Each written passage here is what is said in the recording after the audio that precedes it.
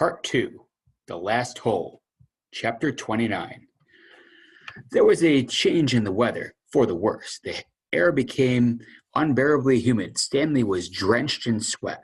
Beads of moisture ran down the handle of his shovel, almost as if the temperature had gotten so hot that the air itself was sweating. A loud boom of thunder echoed across the empty lake.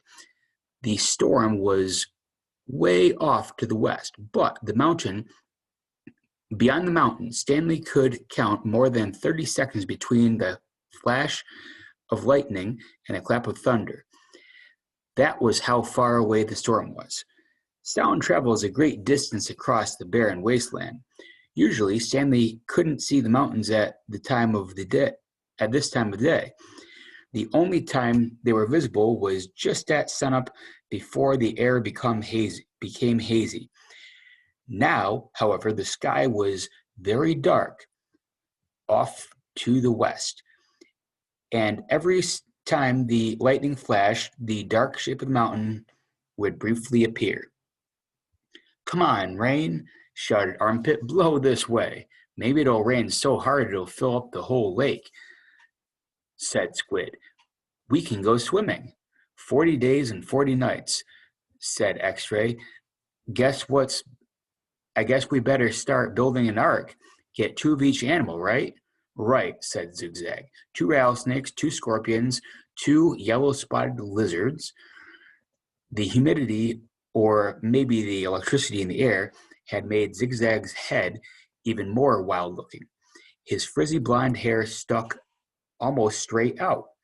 The horizon lit up with a huge web of lightning. In that split second, Stanley thought he saw an unusual rock formation on top of one of the mountain peaks. The peak looked to him exactly like a giant fist, with a thumb sticking straight up.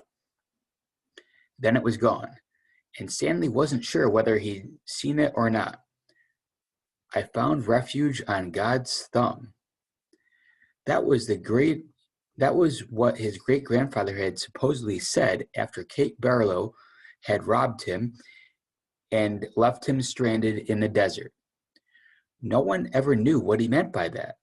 He was delirious when he said it. But how could he live for 3 weeks without food or water? Stanley had asked his father. "I don't know. I wasn't there," replied his father. "I wasn't born yet. My father wasn't born yet.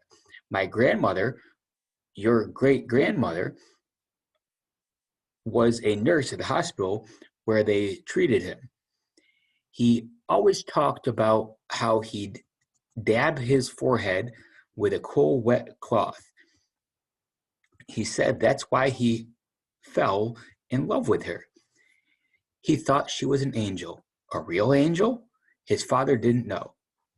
What about after he got better?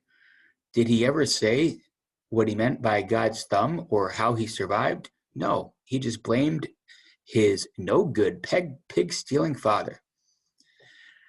The storm moved off further west, along with any hope of rain, but the image of the fist and thumb remained in Stanley's head, although instead of lightning flashing behind the thumb, in Stanley's mind, the lightning was coming out of the thumb, as if it were the thumb of God.